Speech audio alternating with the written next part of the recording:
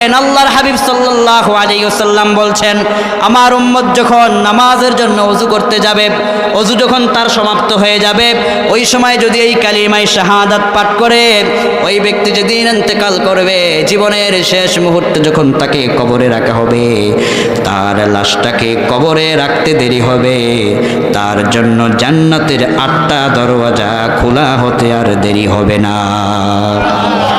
ইল্লা ফুতিহাত লাহু আবওয়াবুল জান্নাতিস সামানিয়াহ ইয়াদখুলু মিন আইয়িহা শা। জান্নাতের 8 দরজা খোলা থাকবে, যে দরজা দিয়ে বান্দার ইচ্ছা হবে এই আমলটা করার কারণে ওই দরওয়াজা দিয়েই বান্দা আল্লাহর জান্নাতে ঢুকে যাবে। আশহাদু আল্লা ইলাহা ইল্লাল্লাহু ওয়াহদাহু লা শারীকা লাহু ওয়া আশহাদু আন্না মুহাম্মাদান আবদুহু ওয়া রাসূলুহু।